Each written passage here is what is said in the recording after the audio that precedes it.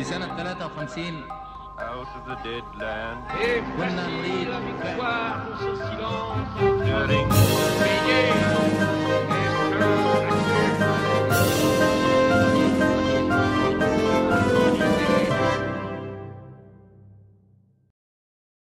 Alors j'ai toujours été passionné par l'histoire, mais cet intérêt s'est précisé notamment au cours de la troisième année où j'étais à Prague, et j'ai découvert que l'histoire de l'Europe centrale était un réservoir infini de récits inédits qui stimulaient mon imagination, et donc j'ai décidé de continuer dans cette voie. Mon sujet de thèse porte sur les transformations de l'armée tchécoslovaque entre 1938, l'année de Munich, et le début des années 50, quand cette armée est complètement soviétisée, juste avant la mort de Staline.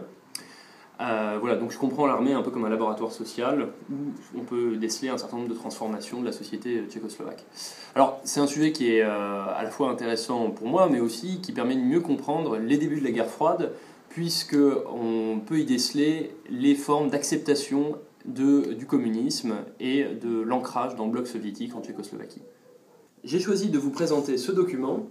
Un document très intéressant, c'est un tract qui appelle à la désertion des soldats slovaques en 1943 sur le front de l'Est. Alors à ce moment-là, on trouve l'armée slovaque aux côtés des Allemands contre l'armée rouge aux côtés d'une armée tchécoslovaque en cours de reconstitution.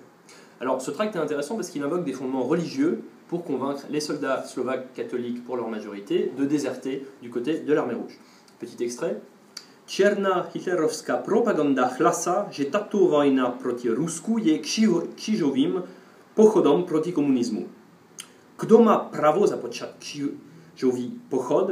Jediný Světý Otec a nie Hitler. Ce qui veut dire que la propagande hitlérienne noire prétend que cette guerre contre la Russie est une croisade contre le communisme, mais qui a le droit d'appeler une guerre une croisade, mais seulement le Saint-Père et pas Hitler.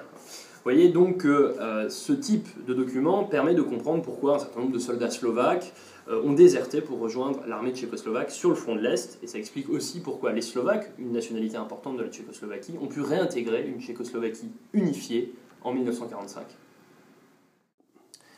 Alors, cet autre tract appelle également une autre nationalité de la Tchécoslovaquie d'avant-guerre, les Ukrainiens des Carpates, ou Rutènes, à rejoindre les partisans.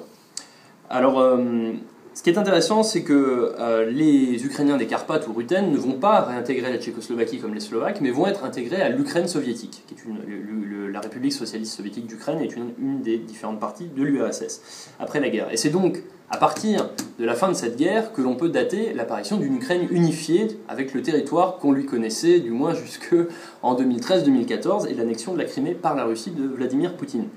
Alors, ce qui est intéressant, c'est que cette Ukraine ne va pas rester unifiée finalement si longtemps. C'est le pouvoir soviétique qui l'a fait tenir comme le bloc qu'elle était apparemment jusqu'à ce que finalement les événements récents conduisent à sa dilution partielle, à sa destruction partielle.